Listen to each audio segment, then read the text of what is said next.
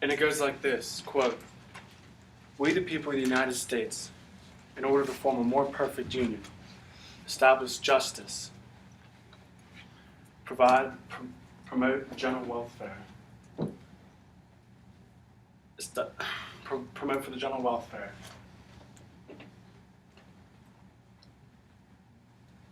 You got to realize that the preamble is something that is a base, a foundation.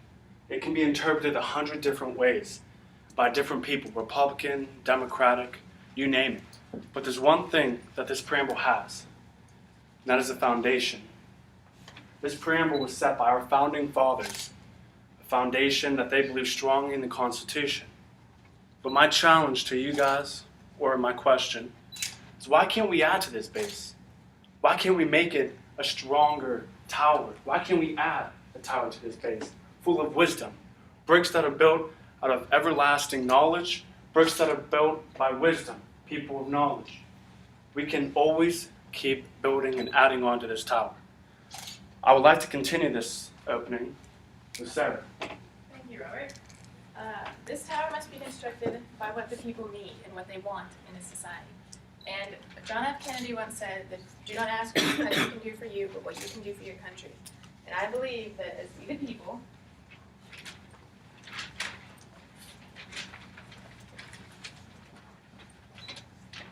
August 18th, 1920. We the people demand equal rights to vote despite gender. February 27th, 1951. We the people, due to President Roosevelt serving more than 2 terms, demand a limit on presidential terms to 2. as you can see, these people know what they want and they know what they need in this society. They need strong leaders. They need their rights to be listened to. Albert Einstein once said that intelligence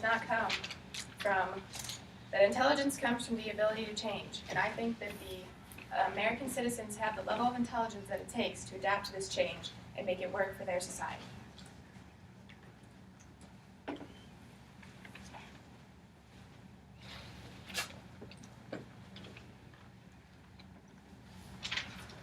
No further comments.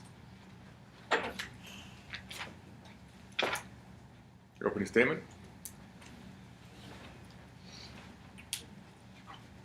Good evening to you all. I'm Christopher Ricky. And I would like to have started with the preamble, but I won't reread it to you. What I do want to speak to you about is a bit of the preamble. It says to provide for the common defense, do we not today? Do we not literally interpret everything in the preamble of our Constitution? Do we not build off of it with amendments to adjust to change? We adapt using things that our forefathers built for us and forged with the blood and sweat of their own brow.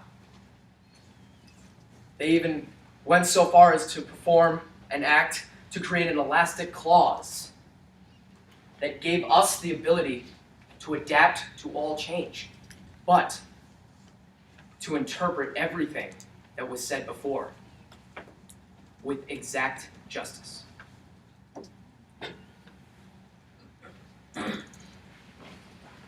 Good evening, I'm Dylan Bamba. The point I'll be raising is that we already have a system in place to modify the Constitution, and that system has been in place for a very long time, and it's a difficult system, as Representative Benninghoff mentioned. And there's a reason for that. There's a reason our forefathers made it that way. And I believe our forefathers were very wise people, and that they knew what they were talking about when they laid the foundation of our country. Now, this system that has been in place has made America what it is today. And I don't know about you guys, but I think America's pretty great. So why do we have to change that system now, after a long history of success? Thank you. As my colleague stated, we already have a current system to amend the Constitution.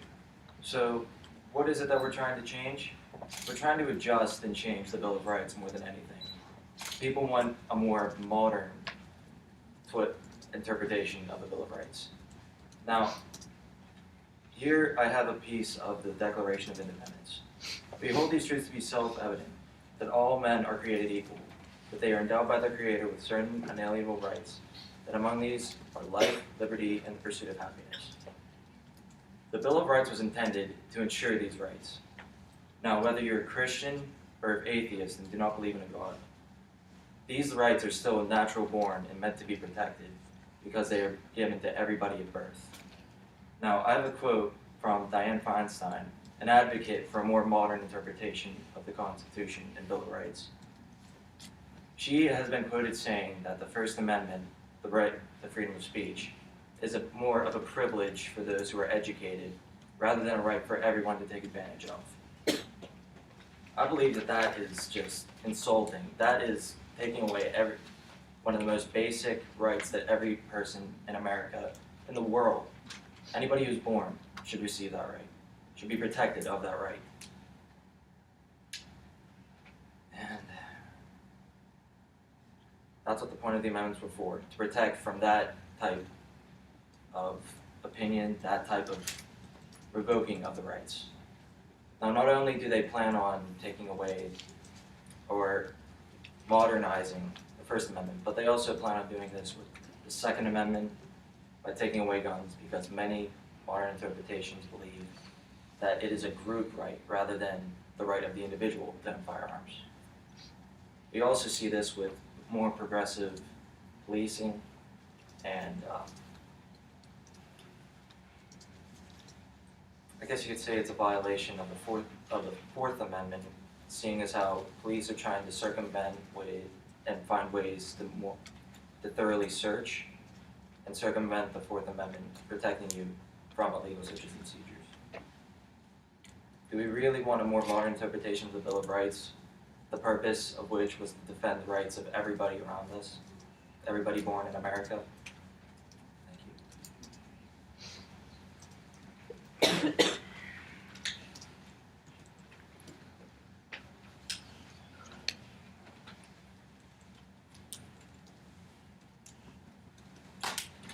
Now, I present to you, there's a natural law, as my colleague said, applicable to all human beings.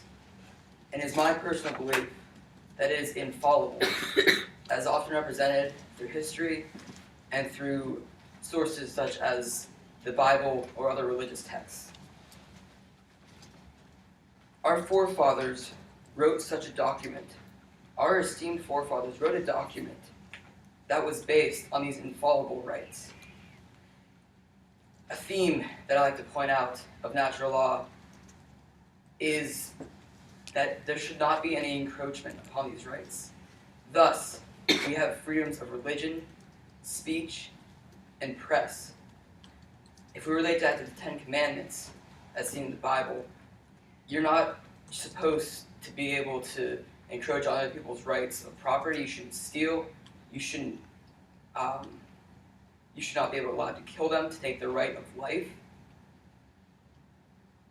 And I believe that those rights to personal protection are supposed to be interpreted literally as to the Constitution, as to religion, press, speech, or other personal rights.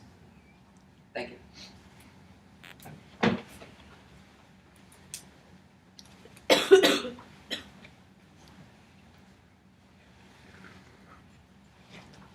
The founding fathers were deists. Men who believed God created them and put them on this earth to be able to follow their human nature. Human nature, as I'm following human natural rights, human nature itself is to maintain stability. Mr. Mary, you are a scientist. You would know that any living thing requires homeostasis. And homeostasis is stability, that equilibrium. We need to be able, humans follow that equilibrium as living things, and it's what makes us human. Representative tonight asked us, or no, he said, human nature does not change. Human nature does not change. Even as society grows, human nature will stay the same. And it's maintaining that stability, holding on to that which makes us living things, living organisms. That we shouldn't allow a document that was created off of our human nature, off of our human rights, to be changed. As organisms need to strive to maintain that equilibrium. Thank you.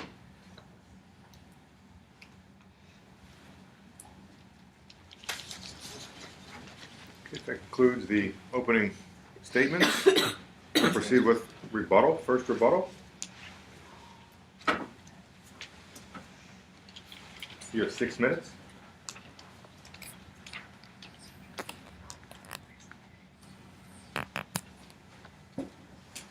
Our opponents asked the question, why do we need to change the interpretation of the Constitution? Well, it has been changing. Technology, for instance, it has always been changing. Who in this room has had their phone for over 10 years? No one. Great. With some exception. The First Amendment states that no one will be allowed to abridge the freedom of speech. Now, by Merriam-Webster's definition, speech is the communication or interpretation of thoughts of spoken words.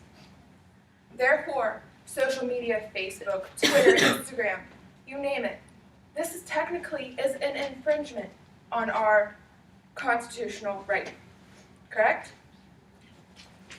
But we changed this. It has been altered for our day and age. As the other team said, the amendments are continuously changing.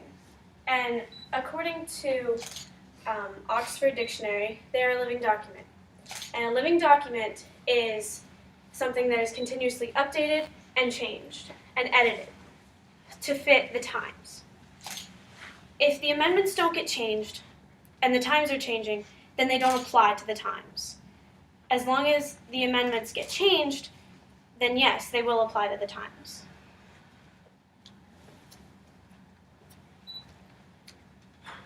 So we have the U.S. Supreme Court for a reason, right? And that reason is to interpret laws and to interpret our Constitution. And as time goes on, they make interpretations about what our Constitution says, right? Well, I was looking this up on the U.S. government website, government publishing organization, and I have seen over 200 accounts of when the U.S. Supreme Court has overruled its previous verdicts on what the Constitution has said. If this does not show that our Constitution is currently evolving and changing and is a living document, then I really don't know what is. As my colleague stated, we are talking about interpretations, and I believe that while I agree with some of your points, and they make strong points, when you bring in science and homeostasis, is there not something called evolution? Is there not something where you change with the times, you adapt to what is around you, and you get better and you grow continually? And I would like to leave you with that thought and just think there's other things to science, not just the continuation.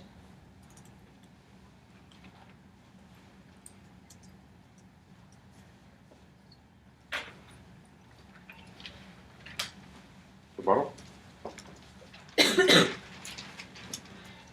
You also have 6 minutes.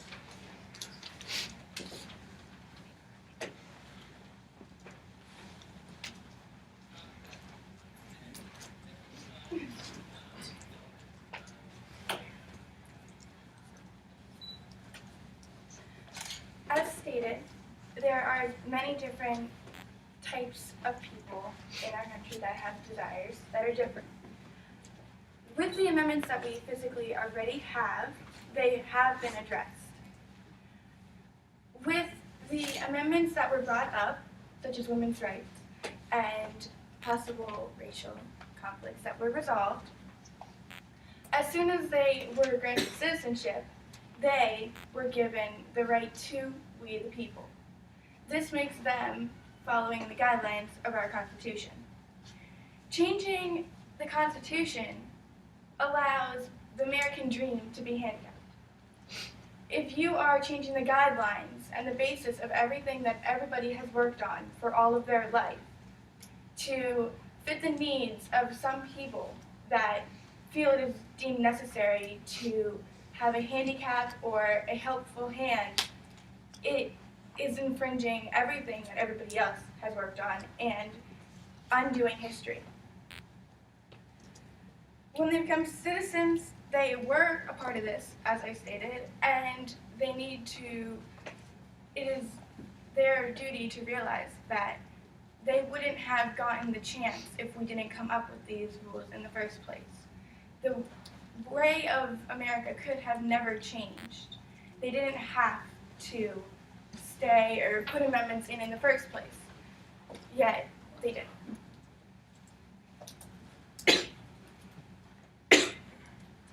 One of our colleagues stated, I think it was Mr. Ellis, that adding towers to a base, the base being the preamble, will make it better.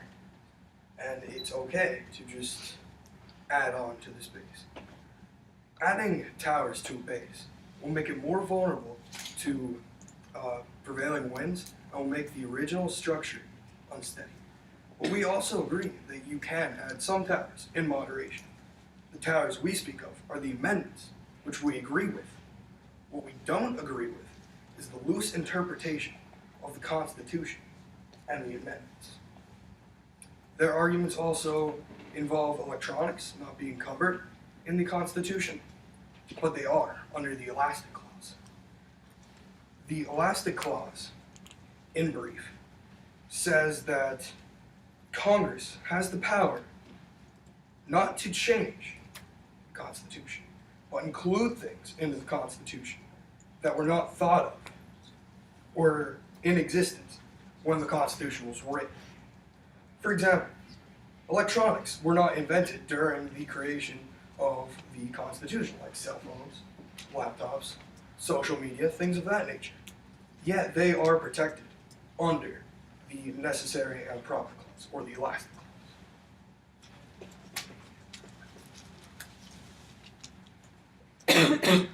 Also, another point that I'd like to bring up is evolution and adaptation is done by the organism, not the environment that surrounds it.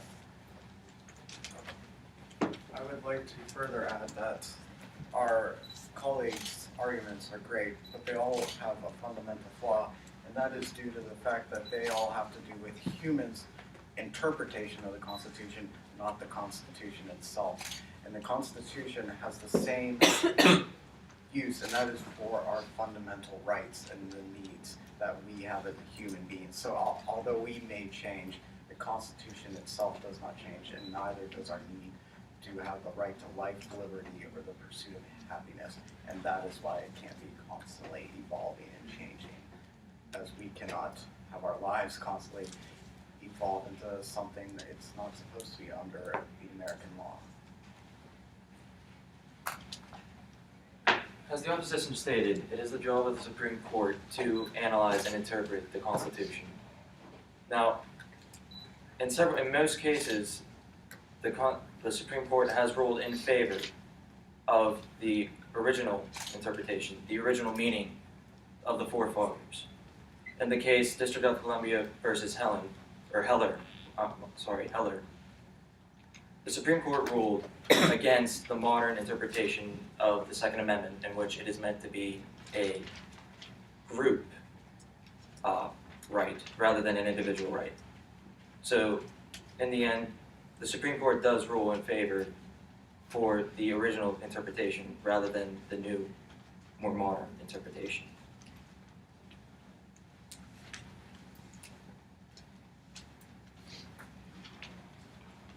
Okay. Move on to closing statements. We have 5 minutes for closing statements. I understand what our opponents are saying, and I would like to just a little bit clarify that. Yes, the Constitution, sometimes we're arguing that it could be changed, but not from scratch, not from a whole different viewpoint. For example, The Statue of Liberty. When it was originally built and put on Staten Island, it was copper. But what color is it now? Green. All we're saying is that if we would, let's metaphorically speaking, the Statue of Liberty being the Constitution. We're not going to tear it down and rebuild it and repaint it because that's losing the meaning of it. All we want to do is polish, make it look a little bit nicer, maybe add a few touch-up spots here and there. But we still want to keep that same Statue of Liberty that had the same meaning when they put it up there, standing for freedom and standing for what it meant. And we're not arguing it, that what it means and what it stands for. We just want to make it a little bit better and a little bit more presentable. That is all.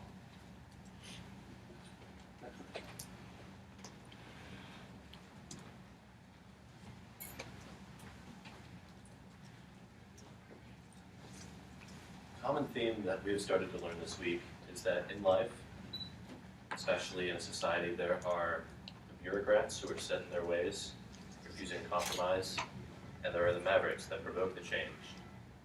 Now what if someday there was a new issue so unprecedented that our current law, as interpreted now, that is based upon our current needs, could not meet resolution to this issue? It is absolute foolishness to believe that our future generations should be restrained by the law that we have put in effect for our needs as a generation.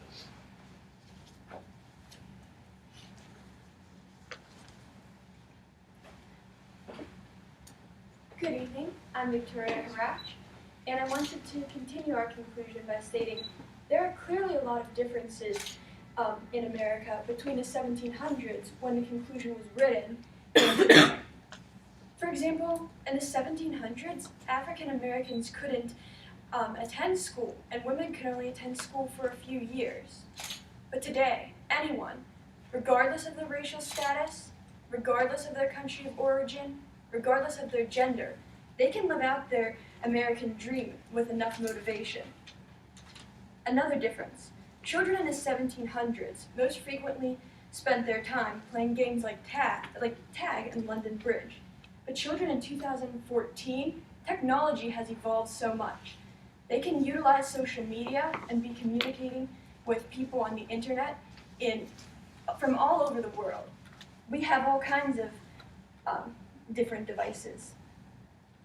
So in the time when the Constitution was written, for example, seeing a physician was only a last resort. Today, America is the most scientifically and medically advanced country in the world. Technology truly has evolved. In the 1700s, candles lit the homes of Americans. Today we have many power sources. We have lights that can dim on a sliding scale or turn off at the push of a button in a whole room. Times have changed. America in the 1700s is not America today. You can see that there are so many differences between these two. So having reflected on the changes between the 1700s and today, don't you think that our interpretations of the Constitution should vary accordingly? Thank you.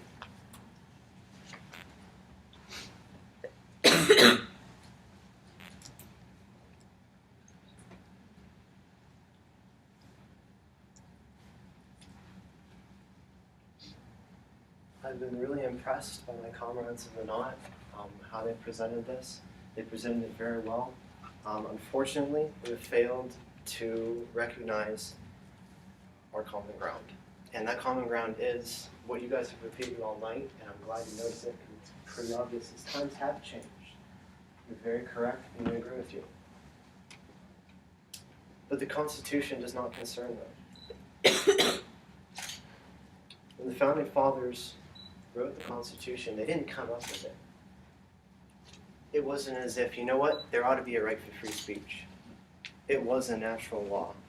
I'd like to try to explain to you what a natural law is. A natural law is not created because it's already been created. It is discovered.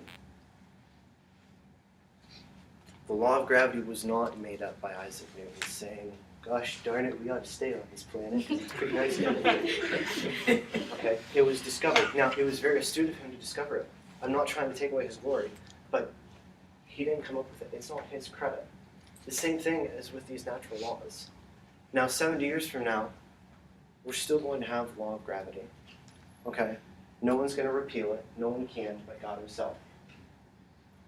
And the same thing applies for the Constitution. These rules, these laws are for posterity. They will endure forever until this earth and this entire universe fades away. So times have changed, and there are two kinds of law. There's natural law and there's political law. Right? Political law changes. It changes with the whim of the people. And as humans, we are fallible. Okay? And that is why we have changes to the Constitution that are not quite correct. That is why we have other laws other than the Constitution concerning these changes, from candles to light bulbs. Alright? So the one thing we didn't quite connect on was this point of natural law. And it was unfortunate that it took this long, but I hope you all understand it, that it all really comes down to this natural law. And there's a lot of talk about the preamble, which I must say I was not entirely happy with, because the preamble is not a natural law. The preamble was the stated goal. The Founding Fathers wanted a direction, so they set a goal, and that was, we want to make for everybody to be able to pursue happiness. And to pursue happiness, we have to recognize these natural laws. Like my comrade of the knot stated, whether you're an atheist, whether you're a theist, I don't care what you believe. There are absolutes in this world. As Sarah pointed out, she talked a lot about science, which was good. But science is based on absolutes. And without these absolutes, we can prove nothing. So what we'd like to give you tonight, I want you to take away, is that, as Representative Benninghoff said, human nature does not change. We will always be fallible, forever and always, for posterity till the ends of the earth. But natural law will never change. You should always have the right to free speech. You should always be allowed to defend yourself. And the Founding Fathers, here's the Constitution, here's the Founding Fathers, but the Founding Fathers were looking at the big picture. They were looking at natural law and basing the Constitution off of it. So with that said, I'd like to commend my comrades. I think this was a very good debate, and I bid you all good night.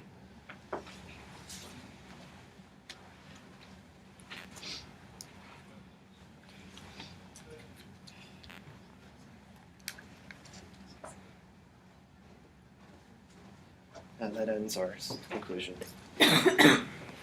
Great. Thank you.